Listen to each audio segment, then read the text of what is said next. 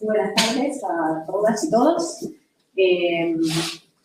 Es una alegría tener acá un egresado de la casa dándonos una charla de muchísimo interés.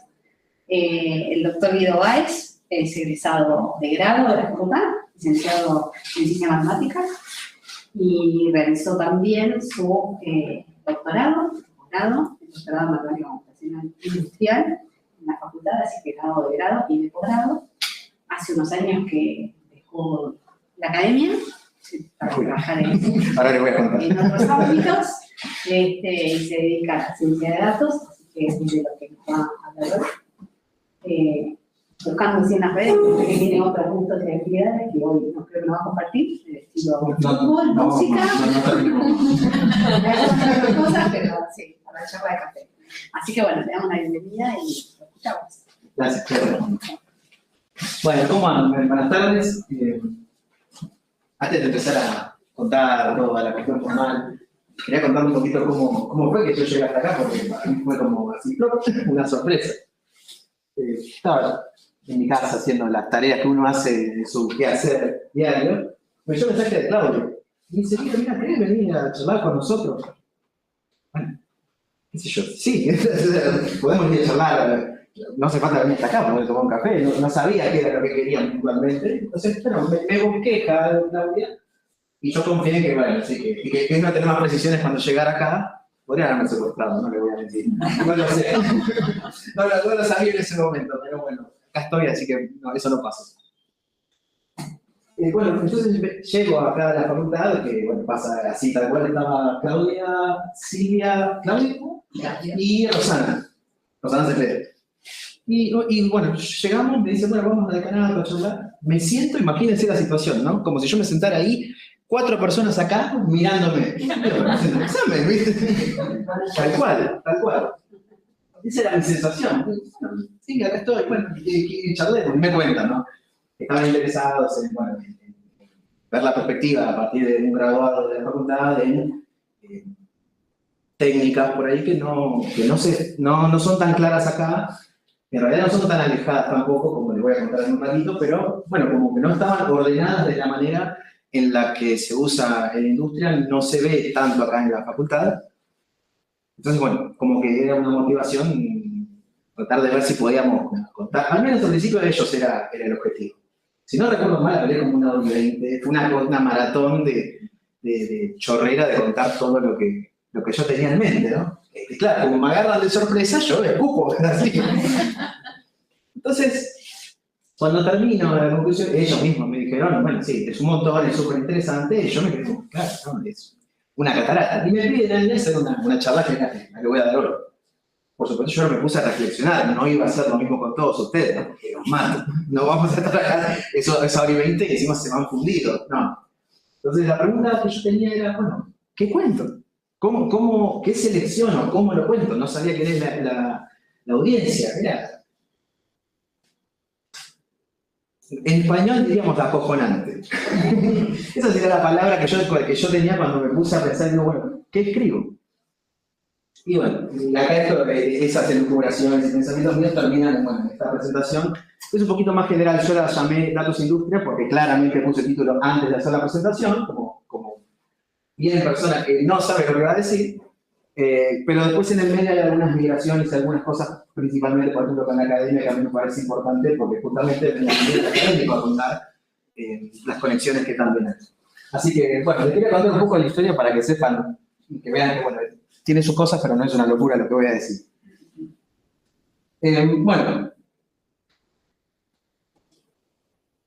la primera cuestión que uno piensa es, bueno, ¿por qué hablamos de datos? ¿Qué quiere decir dato? ¿No? Entonces, o cómo se usa, o por qué está tan en boga hoy en día.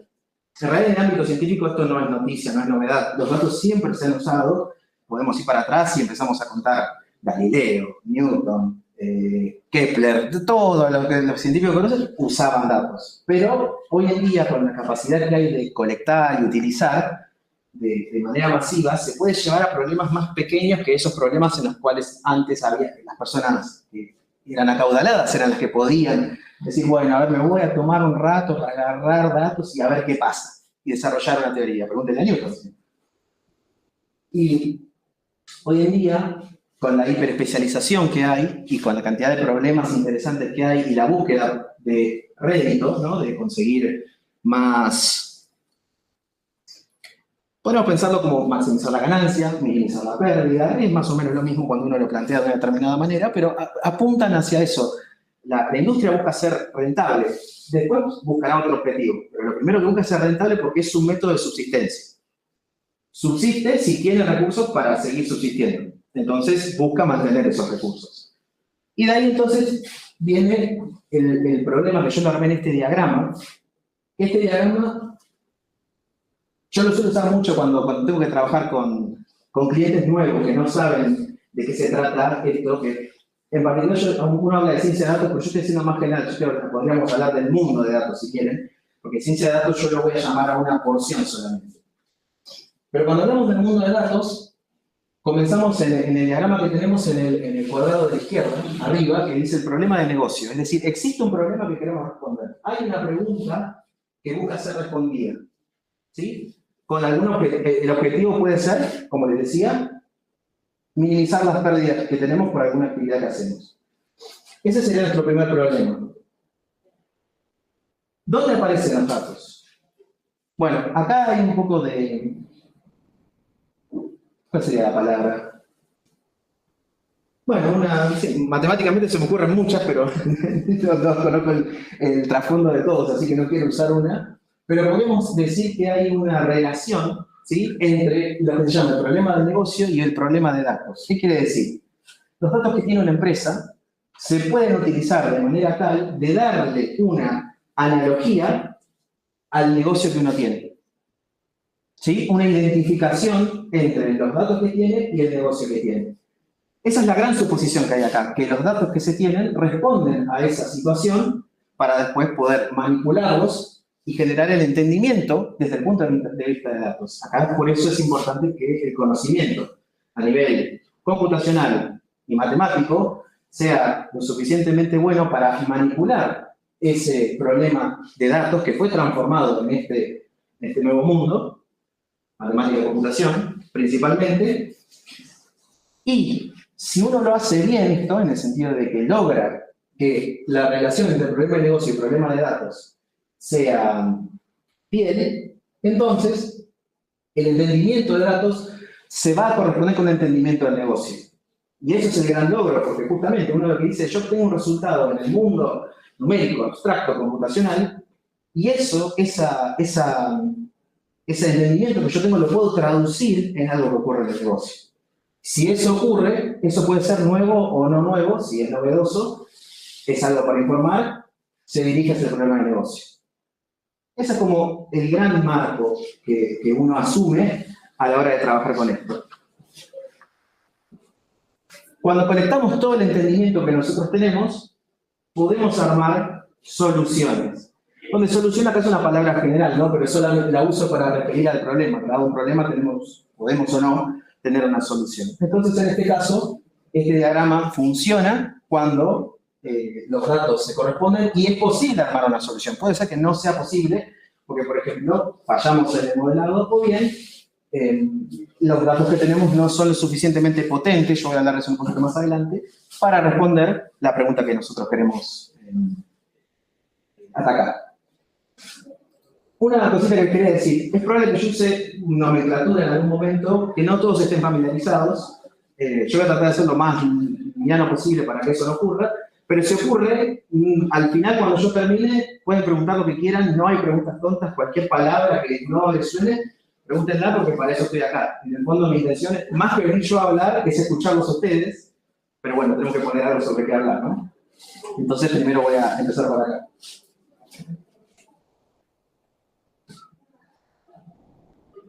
Entonces, teniendo en cuenta el diagrama en mente, el diagrama que hemos presentado, uno podría pensar, bueno, ¿qué es un dato? ¿No? ¿Qué es? Bueno, lo podríamos pensar como una representación simbólica de un atributo variable. Listo. Eso no habla absolutamente nada de dónde se encuentra. Fíjense que yo podría escribirlo en un papel y sería un dato. Podría tenerlo en mi cabeza. Si es una representación de un atributo valor, sigue siendo un dato. en este marco que a nosotros nos interesa, que es pensar en la industria, nos conviene pensar en lugares apropiados donde tener esos datos, entonces restringo un poco la generalización de esto, pero lo que a mí me importa ahora es que, ¿para qué usamos los datos? Para generar información, pero la información no nace sola, no es que uno tiene datos y por eso tiene información, no. La información se obtiene cuando uno ilumina esos datos que tiene bajo un determinado enfoque o bajo una determinada hipótesis. Es decir, hay un contexto dado para que los datos tengan un sentido. Es como que nosotros digamos, bueno, ¿qué color de cepillo de dientes usan? Y a partir de eso yo que voy a construir un juego. No tiene sentido. Justamente, tiene que haber una conexión, un contexto que nos permita conectar los datos que nosotros tenemos y convertir eso en información que sea útil, de alguna manera, ¿no? Entonces, ¿para qué los usamos? Los usamos, como dijimos al principio, para atacar algún tipo de problema. Los problemas pueden ser de muchas naturalezas, pero generalmente terminan cayendo en estas 5 categorías. Generalmente, puede ser que alguno se me escape ahora, que son problemas descriptivos, donde uno habla de una determinada situación. Es como mirar cómo están las cosas en este momento. Eso requiere un modelado, no es que es trivial. Ser descriptivo no es trivial, de hecho es el primer paso de casi todos los puntos que están ahí, y es importante porque nos dice, este es el estado de la situación que yo estoy mirando. Si quieren pensar, por ejemplo, en la universidad, ¿cuántos alumnos tenemos? Nos habla de la situación estudiantil, su bienestar, sus ingresos, su nivel de notas, lo que sea. Bueno, eso es descriptivo, porque estamos mirando una foto de lo que es o de lo que ha sido. También porque podemos mirar hacia atrás, ¿no? Pensando en series temporales y bueno, información que tiene un correlato en el tiempo. Problemas exploratorios. Problema exploratorio, perdón.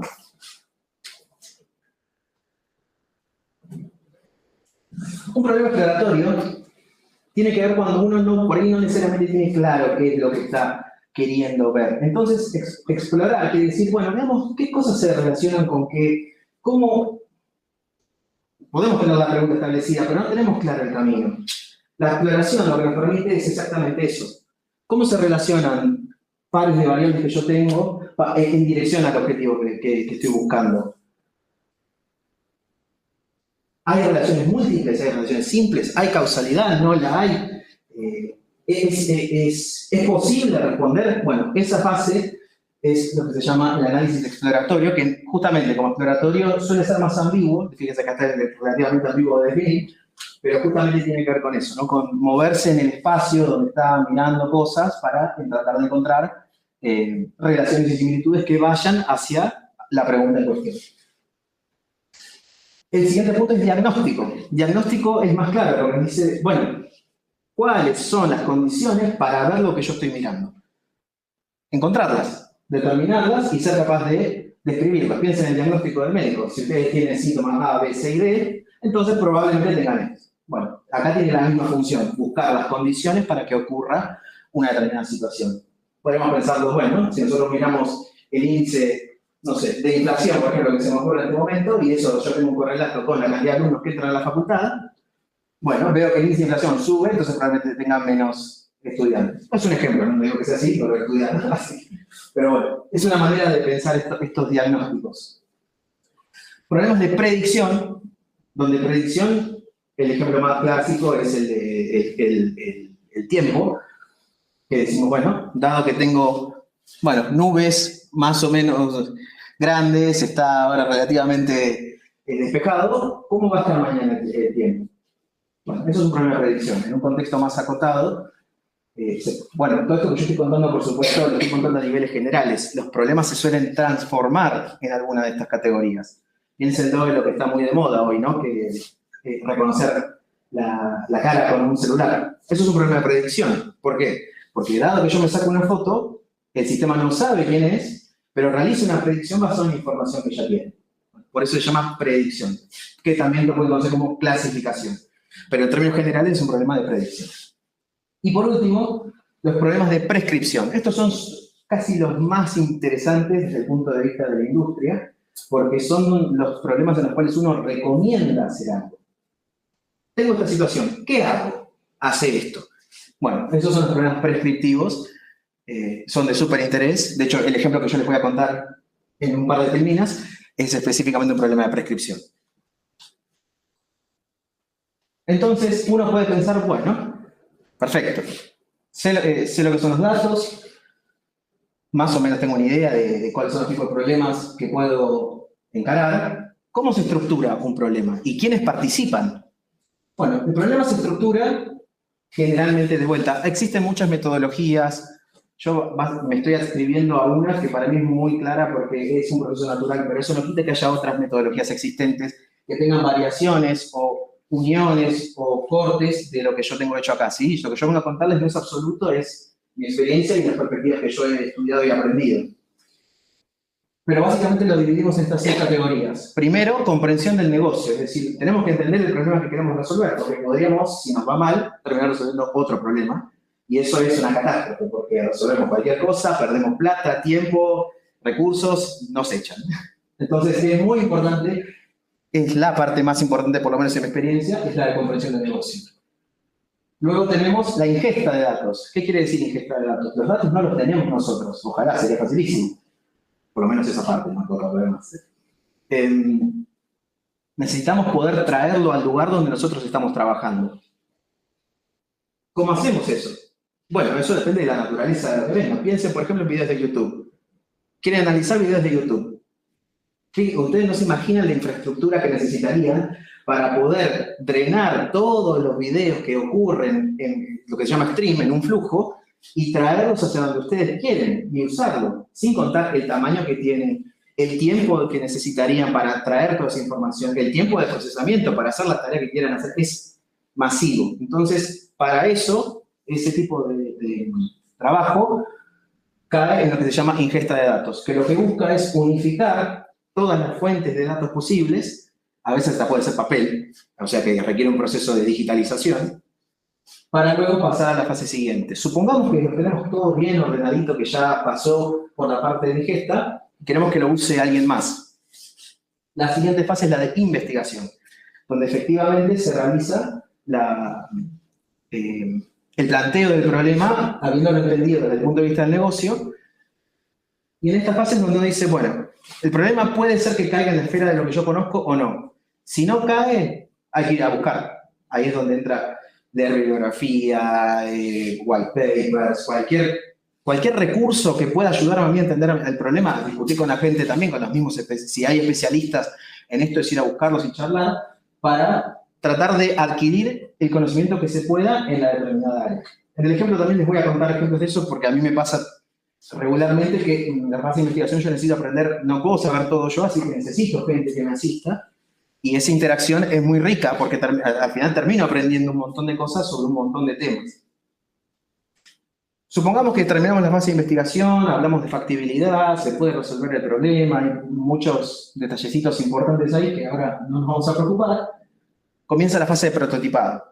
Esta fase, la de prototipado, es la que suele mostrarse en los cursos. Si ustedes buscan un curso de ciencia de datos, ¿qué les van a enseñar? Hacer los prototipos. Todo lo demás, hasta acá, no lo saben hasta que llegan a algo y dicen, bueno, tenés que hacer esto. No, yo me hice tal cosa. Ah, bueno, no, pero hay que hacer esto. Porque así funciona. ¿Qué es un prototipo? Un prototipo es una pequeña solución que responde al problema de negocio definido en el primer punto, utilizando los recursos provistos por la ingesta y que es resultado de nuestra investigación. ¿Sí? Podríamos pensar que es casi el núcleo de lo que es el trabajo de ciencia de datos, es el prototipado, donde uno encuentra una solución. Por supuesto, un prototipo hay que probarlo. Yo puedo un prototipo, anda, pero hay que ver si satisface los criterios. Yo no hablé de criterios, es parte de la comprensión del negocio. El criterio dice, bueno, ¿cuándo yo puedo decidir si funciona como quiere alguien? Generalmente el cliente. A veces el cliente tampoco lo sabe, entonces la métrica tenemos que investigar nosotros a partir de los mismos datos que tenemos. Esa es la fase de evaluación. ¿Sí? La fase de evaluación es fundamental, ¿por qué? Porque si no satisfacemos los requisitos que tenemos que volver a cualquiera de los puntos anteriores, porque puede haber problemas en cualquiera. Tal vez no entendimos mal el problema o hay algo que se nos está escapando, eso es comprensión del problema. Tal vez nos está faltando un dato, ingesta. Tal vez nos faltó mirar alguna perspectiva. investigación. O tal vez tenemos problemas de prototipo porque lo podemos programar mal, el prototipado. Por eso la evaluación es súper importante y habla de la no linealidad de este trabajo en el sentido que nosotros vamos y venimos. Pero felizmente, si la evaluación nos da, ok, funciona como nosotros esperamos, entonces pasamos a la puesta en producción. ¿Qué quiere decir puesta en producción? Los programas, recuerden, armamos un prototipo. No sé si acá todos programan, pero imagínense como si ustedes hicieran su programa en Python o su programa en C o en lo que sea, en MATLAB, que lo usen, es tener el código, ese es el prototipo.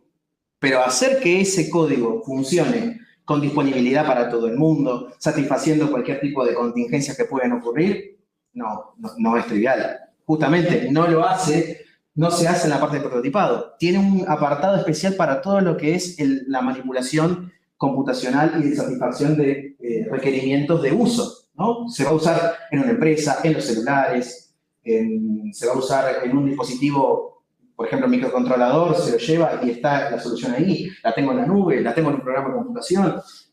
Cualquiera de esas implementaciones se hacen en la puesta en producción, donde también se tienen que definir cuáles son los distintos tipos de requerimientos. Acá les voy a contar el ejemplo.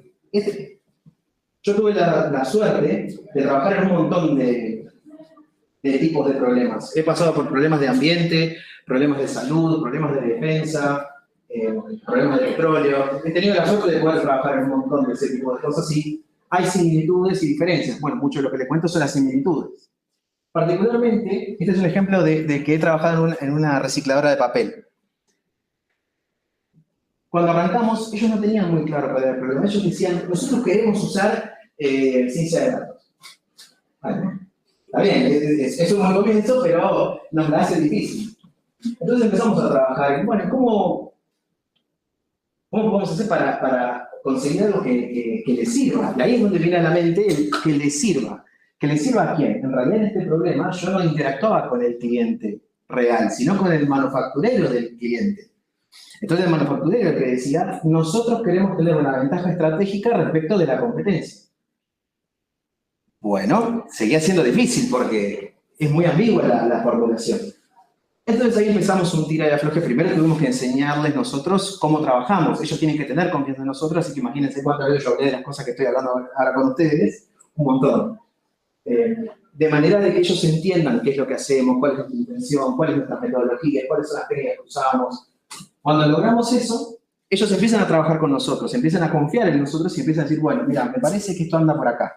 Imagínense, todos eran ingenieros hídricos, eran especialistas en ciencias ambientales, porque trabajaban con fluidos, porque trabajaban con sistemas altamente complejos. Imagínense que yo no voy a averiguar el auto desde mi casa, pero la planta es grande casi como todo el campus. Y yo tenía que tratar de buscar cómo optimizar eso solamente viendo datos. Pero necesitaba precisiones. Entonces, ¿a qué recurrí? A lo que le conté hace un ratito. Nosotros, si queremos dar una ganancia, ¿por qué no buscamos una manera de que lo que nosotros queremos se materialice en la factura, en alguna factura? Pensemos qué facturas tiene. Bueno, la de luz. Imagínense cuánta luz usa una planta así. Un montón. ¿Teníamos mediciones de energía? Sí. Bien, entonces tenemos un punto del cual atacar. Costó un montón, meses, costó lograr mostrarles que podíamos hacer una mejora desde eso. De hecho, la formulación no es trivial, hubo mucha vuelta, mucha iteración, pero se logró decir, bueno, tenemos una manera, una métrica, que en nuestro caso era lo que llamábamos, claro, nosotros llamamos capacidad, era la cantidad de pulpa producida, no, kilowatt-hora por tonelada de pulpa producida. Cuando logramos eso, tenemos una cantidad, siempre positiva, que representaba la eficiencia que tenía el proceso. Entonces, nosotros ¿qué queríamos? Mantener la producción de pulpa en un determinado nivel y bajar todo lo que pudiéramos el consumo eléctrico. Y si logramos eso, baja la factura. Bueno, eso costó un montón. Un montón. Entonces, los datos acá eran fáciles porque ellos los tenían bien almacenados. Eran básicamente una pila de archivos de Excel, así que eso era fácil. Estaban bien estructurados, así que Ustedes no se imaginan lo tedioso que es trabajar con la parte de... perdón, ahora no les conté. Claro, los colores hablan de los roles. No, me salté los roles. Justamente la parte de ingeniería de datos, que es la que se encarga de todo lo que es la manipulación en ingesta, es terriblemente tedioso cuando la gente no es consistente. Yo te traigo un Excel de una manera, te traigo otro de otra, y pobre el que tenga que trabajar ahí, porque tiene que buscar cada cosa particular y unificar. Buena suerte. Buena suerte.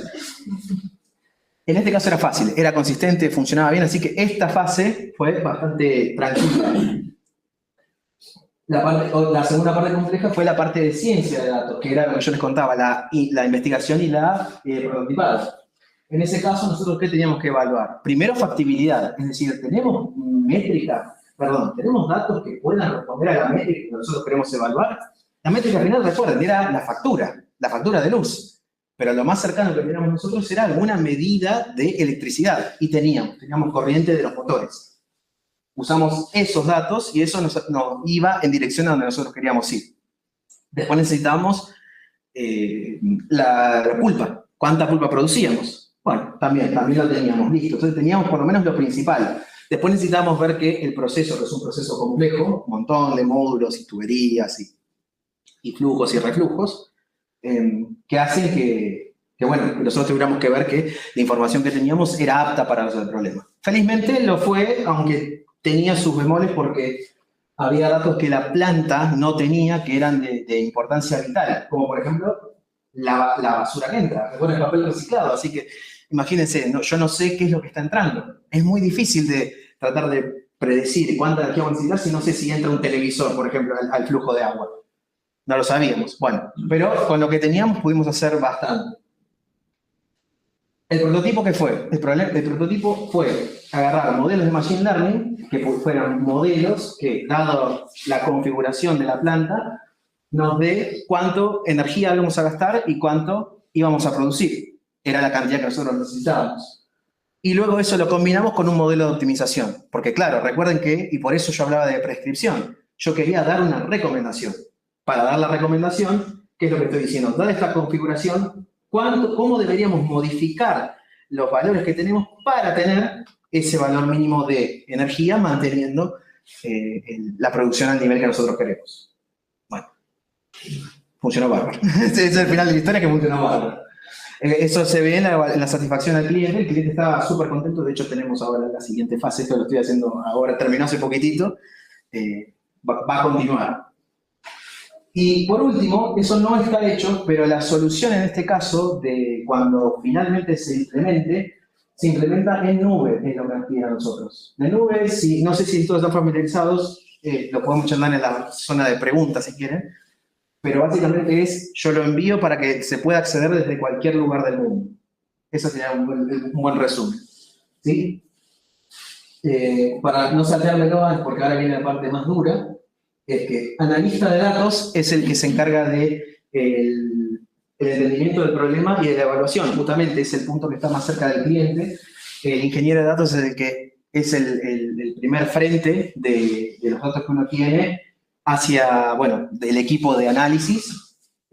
La parte de ciencia de datos es el color verde, que son, la parte por ahí más formal, ahora lo vamos a ver un poco mejor. Y por último, el ingeniero de Machine Learning es el que toma una solución existente y la arma para que funcione. Piénsenlo como el ingeniero que arma el prototipo tiene todos los cables tirados. Y por eso, ¿cómo termina hacer una cajita hermosa que funcione solamente enchufando? Bueno, ese es el ingeniero de Machine Learning. Bien. Este es el peor gráfico de la presentación, se lo prometo. ¿Por qué? Porque tiene un montón de información condensada en un solo gráfico. Yo les voy a contar. Probablemente no lo puedan dividir de una, pero podemos volver cuando hayamos terminado a la parte de las preguntas, podemos volver acá. Acá tenemos los distintos roles que como yo los dividí, pero además también están la serie de habilidades que usan esos roles. ¿Sí? Entonces, fíjense, el azul es el ingeniero de datos, que utiliza herramientas de datos, bases de datos y canalizaciones principalmente. ¿Eso qué quiere decir? Que tiene un fuerte contenido en ciencias de la computación. ¿Sí? Es muy fuerte. En rojo tenemos operaciones de Machine Learning, y despliegue de modelos mayormente. También tiene bastante de modelado matemático porque tiene que entenderlo. Imagínense lo que yo les conté recién, ¿no? Si yo hago un modelo de machine learning y optimización, son dos conceptos fuertemente matemáticos, el que lo vaya a implementar tiene que tener noción de lo que está mejorando, porque yo le doy el prototipo nomás, con los cables colgados, así que él lo tiene que dejar elegante y que funcione como yo quiero o mejor. Esa es su tarea. Por eso tiene que tener conocimiento. Operaciones de Machine Learning tienen mucho que ver con nube. Eso después se los cuento también si quieren. Despliegue de modelos es efectivamente hacer, pueden pensarlo como compilar, ¿no? Para los que hacen programación en lenguajes compilados, es como compilar y que ande, eso sería una reducción más o menos aceptable. La parte de ciencia, bueno, es natural, ¿no? Necesitamos modelado matemático, inferencia, experimentación, mayormente, ¿sí? Modelado matemático es genérico, no es que me estoy quedando, como mucha gente cree, solo con Machine Learning o Deep Learning. En realidad esas son herramientas que son fuertes y generales, pero no siempre son necesarias. A veces un buen modelo matemático, una función exponencial, anda bárbaro. es saber encontrar la herramienta. Por eso yo hablo de modelado en general y no Machine Learning o Deep Learning como se suele vender. ¿Están incluidos ahí? Claro que sí. Inferencia tiene que ver más con la noción estadística, es fundamental, porque ustedes responden preguntas. ¿Es cierto que A o B tiene que responder? ¿Sí o no? ¿Cómo se responde? Y acá está la profe de estadística. Inferencia estadística. Sí, es fundamental. Es fundamental, además, muchas de las técnicas están basadas en ese tipo de herramientas también. Entonces es fundamental el conocimiento en estadística para poder sacar el mejor provecho y además ser formal, porque depende mucho de donde les toque. En mi caso, yo trabajo en Internet de las Cosas industrial. Yo trabajo con ingenieros. El ingeniero viene y me dice, bueno, mostrame que es así. Bueno, yo te muestro. No me alcanza con el dibujo. Me va a decir, no, pero mostrámelo formalmente. Bueno, ahí tenés la cuenta, toma, bien. Experimentación se refiere a experimentación a nivel datos, ¿sí? Por ahí no creo como que se confunda, porque no habla sobre hacer experimentos como en un laboratorio de física, sino me refiero más a experimentación. Bueno, tengo una hipótesis, quiero plantear una hipótesis y la quiero probar estadísticamente utilizando técnicas numéricas, por ejemplo. Bueno, ahí es donde entra la noción de experimentación, está por todos lados. El diseño de experimentos también es importante, porque a veces a los mismos clientes nos permiten hacer eso. Entonces yo quiero responder una pregunta que ellos quieren, yo les puedo armar el experimento, que ellos puedan intentar responder con los protocolos. Eso también es muy importante. El analista de datos, que a veces es un poco difícil de definir, porque no mucha gente lo entiende de la misma manera. De hecho, esto que yo estoy hablando acá es una caracterización, como les contaba. Hay gente que a veces confunde, piensa que el analista es el científico y que el científico es el ingeniero y el de Machine Learning, entonces eso lo puede hacer complicado. Pero desde mi perspectiva, el analista de datos es la persona que está más cerca del cliente. Y como tal, ¿qué tiene que ser capaz? Primero es generar métricas y reportes. Comunicación, se comunica tanto con clientes externos como con equipos internos. Tiene que tener percepción del negocio. Percepción del negocio, ¿a qué me refiero? A la capacidad de ser veloz en entender un negocio y ver cómo modelar eso en los términos de la primera filmina que les conté, ¿no? Que teníamos un problema de un negocio y que lo transformamos en un problema de datos. Bueno, esa intuición la tiene que tener. Visualización, ese es fundamental. Para el que expone al cliente, si nosotros no podemos comunicar, de nada sirve lo que hacemos. Así de importante. La comunicación es tan importante como el contenido que uno tiene en este aspecto. Porque la gente no tiene tiempo, no entiende, entonces uno tiene que ser claro y eficiente a la hora de comunicar. La habilidad de visualización es fundamental. Y por último, storytelling, que lo podríamos pensar como oratoria, si quieren, que es la capacidad de poder contar un cuento. Es decir, de lo que ustedes construyen, de las soluciones a los problemas, o ni siquiera de las soluciones, sino a veces de las perspectivas que ustedes logran, de la información que obtienen, hacer una historia que conecte el problema que tenían, el contexto que tienen, qué es lo que descubrieron, por qué lo descubrieron, cómo eso tiene sentido, y darle un cierre, bueno, va en la misma dirección que la visualización. Si uno puede contar bien la historia, el mensaje queda más en la gente y la gente, no quiero que suene como manipulación, pero te compra. Después, si quieren, hablamos un poco más porque en realidad ven que es más complejo el gráfico que lo que yo les estoy contando, pero bueno, no quiero dejarlo sin la oportunidad y no lo quiero abombar más. ¿Qué se necesita? Esto puede ser interesante para alguien que quiera migrar a este tipo de trabajos. Lo que yo les muestro acá es como un resumen muy comprimido. Esto es lo que yo diría, si me preguntan a mí, lo mínimo. Después depende mucho de a dónde apunten, que les pidan más cosas o que a veces les pidan detalles de algunas de las habilidades que piden ahí. Pero lo primero y fundamental se ve bastante claro, que es programación y nube. Hoy en día se necesita, son fundamentales. No hay persona que quiera trabajar en datos que no programe, a menos que sean unos cracks como analistas y que tengan una capacidad de hablar que derritan a la gente. Es difícil. Necesitan programar. Los lenguajes más comunes suele ser Python. R está un poco más atrás, no porque sea malo, sino porque Python, como es más de facto el líder, se acapara más la atención. Pero R se utiliza mucho. Hay ciertas áreas donde, por ejemplo, en econometría se usa mucho R. Después tiene el lenguaje, bueno, Java o C++, Rust, que es uno que está ganando impulso, porque es muy rápido, es muy eficiente. No me extrañaría que en algunos años empiece a disparar también. Nube tenemos varios proveedores, los más famosos son Amazon, que es AWS, Azure, que es Microsoft, GCP, que es Google Cloud. Esos son como los reyes, pero bueno, ahora por ejemplo está el de Oracle, que salió hace no mucho tiempo, entre otros. Espérenme, ya les cuento. Después, vamos a ir paso a paso. Cuando pensamos en el ingeniero, recuerden que yo les dije, necesita mucho de la cuestión computacional. De hecho, es como su gran fortaleza. Entonces, es natural que tengan herramientas fuertes de computación. Base de datos no relacional, manejo de streaming, manejo de colas.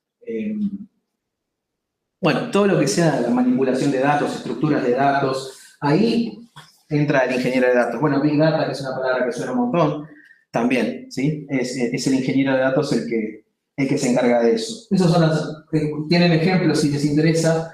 Bueno, base de datos SQL hay un montón, Postgres, MariaDB, que se les ocurra. Base de datos no relacional, MongoDB y Cassandra. Como streaming tienen Kafka. Estoy contando todos los sistemas que no son dependientes de alguna nube. La nube tiene sus propios módulos para resolver estos problemas que si algún día se meten y les interesa ese tipo de líneas, los van a conocer. Y Big Data tienen Hadoop y tienen Spark, que son herramientas para manejar Big Data. Si el ingeniero de Machine Learning y el científico de datos particularmente necesitan dos herramientas más antes de pasar a las específicas, que son la virtualización y las herramientas de Machine Learning y Deep Learning. Lo cual tiene sentido, ¿no? Porque si los modelos de programación no funcionan y tenemos que recurrir a soluciones más generales como herramientas de Machine Learning o Deep Learning, hay que ser capaz de poder construirlas. Entonces, ahí es donde entran estas herramientas. Y la virtualización, rápido para por ahí el que no lo conoce, es capaz que le pasó cuando trabajaban en materias de programación, que ustedes hacían el programa, andaba bárbaro en su casa y llevaban al profesor, el profesor le dice, no me anda. No, ¿cómo no te anda? Si a mí me andaba. Y no me anda. Hay que ver qué pasa. Bueno, la virtualización es la capacidad de poder establecer un entorno que mantiene la configuración y que es portable. Es decir, yo lo puedo agarrar, correr. Si tengo, por ejemplo, Docker, que es el entorno del cual estoy hablando, lo ejecuto y funciona. Yo prometo que se vengo y se lo doy a Graciela, Graciela lo corre y también le va a funcionar, si tiene Docker. Bueno, eso justamente es fundamental porque permite el trabajo cooperativo. Yo puedo hacer una solución y se la doy a otro y yo tengo la garantía de que va a andar. En ese sentido es súper importante esta herramienta. Para el ingeniero de Machine Learning, por ahí, de vuelta, como no conozco por el trasfondo de los presentes, es como más difícil por ahí de saber si tienen afinidad o conocen estas herramientas o no, pero tienen herramientas como Kubernetes, que es una herramienta que permite hacer el despliegue a nivel masivo, es decir, orquesta y regula cómo se ejecutan los programas y cómo se instalan, por decirlo así, en distintos lugares, que se suelen llamar pods, y que se pueden usar, por ejemplo, en todo el mundo. Esa es una herramienta que sirve para eso, que es para despliegue a gran escala. Monitoreo. ¿Por qué monitoreo, podríamos pensar? Bueno, piensen en esto. Supongamos vamos moda. Hacemos el moda. Yo hoy tengo estos borseos, por ejemplo. Y en 6 meses viene y me dice, che, Guido, no va más esos consejos. Bueno, yo tengo una solución que dice, ¿qué me tengo que poner hoy? Y me dice Borcego, pero me están diciendo afuera que no, hay un problema. Un sistema de monetariedad tendría que ser capaz de percibir esto y decir, che, el modelo que vos desarrollaste no está funcionando como vos lo diseñaste. Algo está cambiando. Puede ser como, por ejemplo, el modelo que dice la tendencia, ¿no? Ya la bota bien no sirve más. Bueno, en ese sentido, un sistema de monitoreo sirve para esto, para tratar de detectar, esto se llama concept drift, o sea, corrimiento de conceptual, donde se pierde el objetivo porque cambia la tendencia, porque nosotros cuando entrenamos un modelo, entrenamos en un momento. Ahora yo que les conté, pasaron 6 meses, es otro momento y pasaron cosas en el medio. Listo. Entonces hay que prepararnos para eso. El monitoreo es fundamental en esa tarea y la orquestación y flujos tienen mucho que ver con, bueno, configurar y que los cambios que nosotros hacemos funcionen bien y que si yo hago un despliegue esté el camino automatizado para que no haya problemas. Todo es toda una cuestión de infraestructura de soluciones. Bueno, el científico de datos es como lo más fácil si uno lo quiere oler. ¿Por qué? Porque habla de científico y de datos. Ya hablamos de la parte de datos cuando hablamos de los requerimientos de arriba. La parte de ciencia necesita estadística, metodología de investigación, porque uno investiga, y que no les digan otra cosa porque yo no les creo. El científico de datos es científico, entonces ¿qué hace? Investiga. Tiene que saber aplicar el método científico si quiere para las distintas tareas que le tocan. Y por último, modelado matemático, que era lo que les conté hace un rato.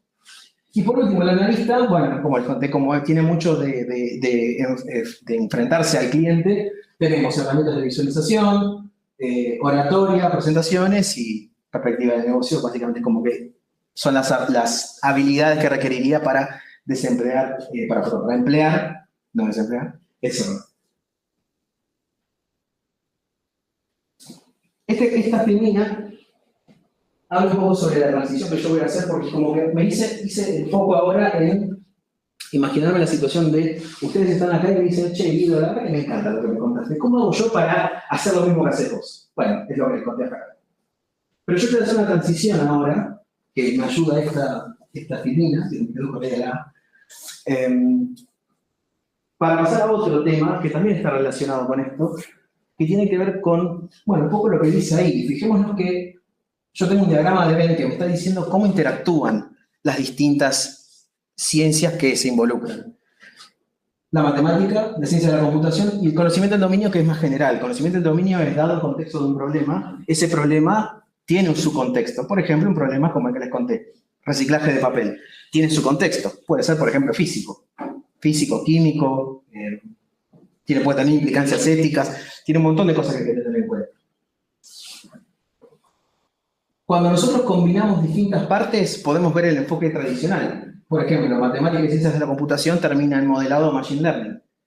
Cuando nosotros combinamos matemática y conocimiento del dominio, tenemos lo que suele ser la aplicación estadística. Y cuando tenemos ciencia de la computación y conocimiento del dominio, tenemos técnicas para hacer procesamiento de datos. ¿Qué pasa cuando combinamos todo?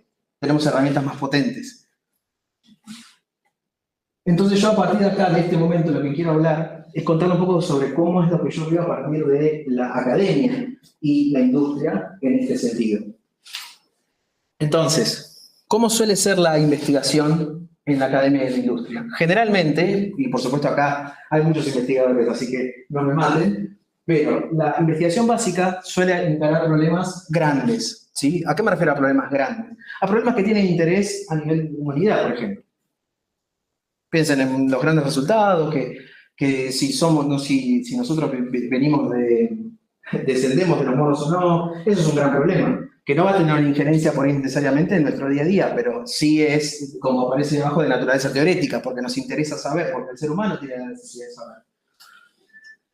El ámbito puede ser global o local. Lo global es, estos grandes problemas son de ámbito global.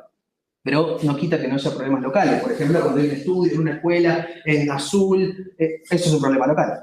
¿Sí? Por eso, y acá me pueden perdonar lo que hace la investigación, pero los tiempos son relativamente largos. ¿En qué sentido? En que cuando uno hace investigación aplicada no tiene tiempo. La verdad es que no hay tiempo. Uno siempre está corriendo contra el reloj de manera muy acelerada. La investigación aplicada, en cambio, siempre es de problemas acotados. ¿Por qué? Porque queremos resolver un problema puntual en un contexto determinado y es ese. Por ejemplo, el que les conté. El ámbito siempre es local, porque está acotado de vuelta al ámbito de la empresa. Puede ser local, en el sentido que si la empresa puede tener operaciones en todo el mundo, pero sigue siendo local porque su contexto es local, porque se encarga de un determinado problema o subproblema de la empresa. Y son de naturaleza práctica en el sentido que buscan dar soluciones, porque quieren obtener la respuesta. Entonces, ¿cuáles son las disciplinas que contribuyen en el área de datos particularmente? Las dos más fuertes son la matemática y las ciencias de la computación. La matemática provee de resultados esenciales. Es decir, pensemos, usamos herramientas matemáticas para resolverlo. Y que esas herramientas funcionen es responsabilidad de los matemáticos. Es su tarea, su trabajo, ¿no? Como decíamos, Graciela, escupen teoremas, ¿no? Toma café, salen teoremas. Y determina los límites también. Cuando la investigación está bien hecha y es posible hacer, se puede encontrar hasta dónde una herramienta es determinada, cuáles son las condiciones que tiene para que la herramienta funcione en el contexto de trabajo. La ciencia de la computación ofrece implementaciones particulares, es decir, la matemática nos dijo, bueno, vos podés jugar acá. Ok, yo juego acá y armo una solución. Piensen, por ejemplo, ChatGPT. ChatGPT es un ejemplo de implementación particular. O sea, ChatGPT, Gemini, Llama, el que les guste. Determinan límites alcanzables en la práctica, en el sentido de que cuando se arman estas soluciones prácticas, se las ponen a prueba y se fijan hasta dónde pueden llegar. Eso no quiere decir que desacredite o no utilice el resultado de la matemática. Claro que lo utiliza y lo tiene en cuenta, pero hace lo que puede. ¿Por qué? Porque estamos limitados por la realidad, si uno quiere. Y las áreas particulares dan el conocimiento empiriométrico. ¿A qué me refiero con conocimiento empiriométrico? Empiriométrico viene de observación y medición. Hacemos observaciones y obtenemos mediciones. Ese conocimiento nos lo dan las distintas ciencias, la física, la química, biología teórica, o las ciencias sociales. Nos dan distintos resultados a partir de cómo ellos saben medir y cómo determinan las interacciones. Además de que establecen lenguaje común y también nos dan resultados particulares. De esta es la manera en la cual yo visualizo que está la contribución entre... En este caso parecía que fuera todo en la academia, pero no necesariamente es así. En la industria hay gente que trabaja en los 3 puntos para resolver sus propios problemas. A veces no sale como paper, a veces sí. Eso depende mucho. A mí me pasó en uno donde yo tengo una solución hecha que, no existe, que era novedosa. No me dejaron publicarla. Porque es una ventaja estratégica de la empresa. Ahí quedó. Ellos la usan hoy en día, pero no sale afuera. Es decir, yo trabajando afuera de la academia hice lo mismo que hace en la academia. Para mí era un paper, que me lo sacaron de las manos. Y acá con esto estamos terminando. Esto es un ejemplo así esquemático de cómo es la interacción. Porque uno puede pensar, bueno, yo tengo un problema en la industria. En este caso es la identificación de frutas y verduras mediante algún sistema de detección, ¿no? ¿Se puede formular cómo? Bueno, de muchas formas posibles, pero la que yo estoy usando es como, por ejemplo, redes neuronales, que es el dibujo del medio, que bueno, suele ser la representación gráfica de una red neuronal. ¿Y qué nos garantiza que funciona? ¿O por qué funciona? ¿Y cuáles son las consideraciones que tenemos en cuenta? Bueno, existe un trabajo que nos muestra matemáticamente que eso funciona, cuáles son sus límites, cuál es su alcance. Existe, ahí está. Si ustedes supieran la cantidad de gente que cuando me ha tocado entrevistar le digo, che, ¿por qué funciona? Y se me quedan mirando. No, porque funciona. No, funciona por eso. Eso es una de las cosas que a veces pasa. Y de hecho, a mí me apasiona mucho la investigación matemática en esta área, no solamente porque es cuestiones de existencia, ese paper de ahí es de existencia, sino que hay papers prácticos donde dicen, ustedes tienen una red neuronal que tiene un montón de vicisitudes, pero imagínense, ¿cómo lo configuro? Es la pregunta que yo tengo. Y viene un matemático y me dice, así. Es fantástico, porque es tan grande y tan complejo configurar una red neuronal, y tiene mucho de la experimentación que yo les contaba, que venga un matemático y me diga, así es maravilloso. Esas son las contribuciones que yo pienso que tiene como potencia la academia para darle a la industria. Mientras que la industria viene con las necesidades. Fíjense el problema de ahí, ¿no? Que viene en esta dirección. Pero también la historia ha sido al revés. Empezó allá abajo y fue para arriba. Porque ese paper, no sé si llega a ver la fecha, pero ese es del 89. Es más viejo. El primer resultado creo que es del 83. Es más viejo todavía. Y de esta manera, o sea, podemos ver cómo en realidad hay posibilidades de tener trabajo conjunto. Yo acá en este punto estoy más pensando en lo que es la investigación, pero no hay que limitarse solamente a eso. Pueden haber problemas que surjan y si uno es lo suficientemente perspicaz y existe el contacto entre el ambiente de la academia y la industria, de detectar esos puntos de contacto y en lo posible explotarlos.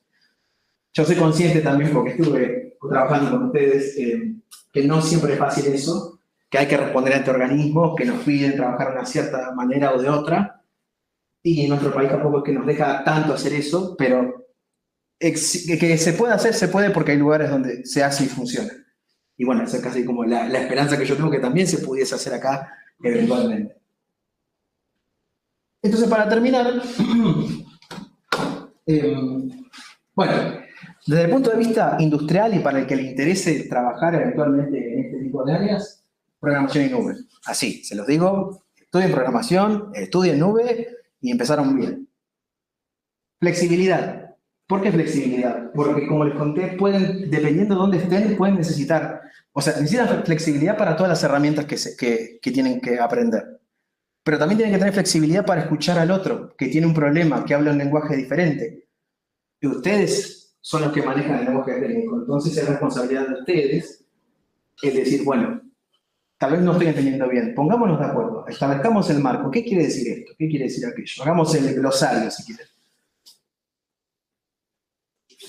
La diversidad de roles permite justamente más oportunidades, ¿no? Tener muchos roles o muchos roles potenciales permite que, bueno, que distintas personas puedan entrar básicamente por el mismo canal y, bueno, demultiplexarse eventualmente con diferentes tareas.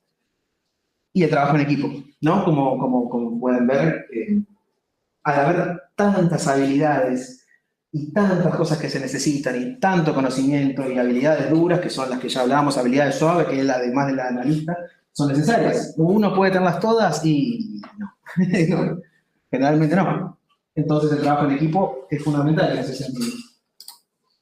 Y a nivel industria, yo creo que existe, y de hecho cada vez lo veo más fuerte, los esfuerzos en vincular la academia y la industria, en este sentido que yo les contaba, que no es restricto solamente al ámbito matemático 100%, en ciencias de la computación hay chorrera de papers que hablan de estas cosas.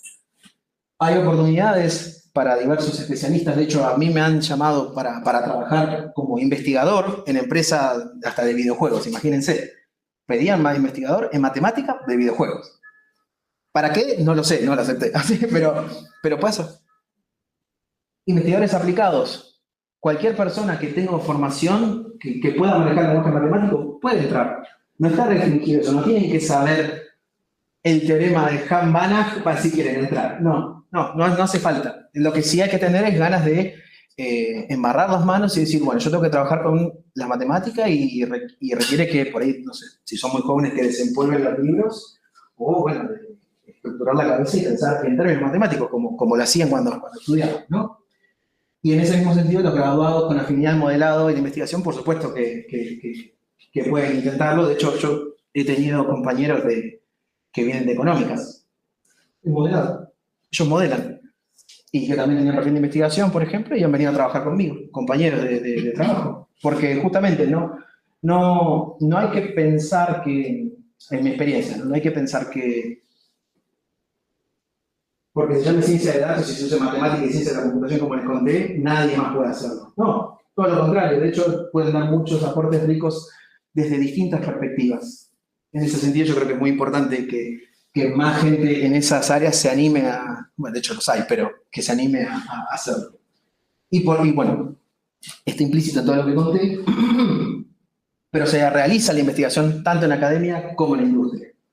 Yo lo he hecho y también lo conozco porque lo veo, de hecho ustedes también lo ven. ChatGPT es un ejemplo de eso, es un resultado de la investigación de OpenAI. ¿Sí? Bueno, eso es todo lo que les quería contar.